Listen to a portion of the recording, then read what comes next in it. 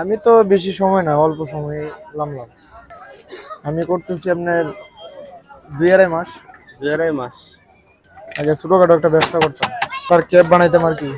ওইটা ওই জায়গায় আমার কাকা শ্বশুর এই ব্যবসা করে ওনার কাছ থেকে করে শিখছেন? রানিং করে। আমি ঢাকা ছিলাম, আমি ঢাকা ছোটখাটো ব্যবসা করতাম। এখান ব্যবসায় থেকে ধরাকায় ওই জায়গায় আসলাম। আমার বাসা হলো রেলের মোড়ে এখন বর্তমানে। এটা আপনার বড়ই আছে, আমলকি আছে, তেঁতুল আছে, কাঁচা কলা আছে, কাসুন্দি আছে, ধনেপাতা আছে, মরিচ আছে, সব দিয়ে এক লগে মিক্সড করে ভর্তা বানানো হয়। এক্সট্রা বলতে শুধু বড়ই, চাল তার আচার আছে। না না, এটা নিজে তৈরি করি। শুধু ওই যে বড়ই আছে, আমলকি আছে, তেঁতুল আছে, কাঁচা কলা আছে, এগুলা কিনা নিজে ভর্তা বানানো হয়। না না, সবই কিনা। সবই কিনা? সবই কিনা। কেমন প্রফিট থাকে কেমন? মোটামুটি আছে ভালোই। খারাপ ফ্যামিলির সবাই আছে, মা আছে, বউ আছে, তারপরে একটা বাবু আছে। আমি এলাকায় বলতে গেলে নতুন, ঠিক আছে। এমনি আমি অল্প সময় এই ব্যবসায় এলাম।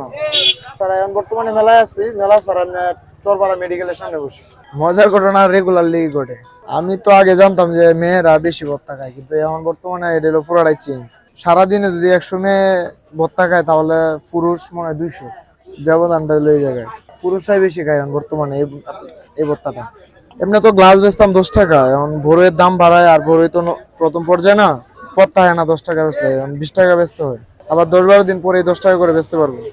বর্তমানে ওইটা আছি, দেখি এটাই কি কোনো কিছু করতে পারি কিনা, যেহেতু আমার ওই ব্যবসাটা বন্ধ হয়ে গেছে অলরেডি।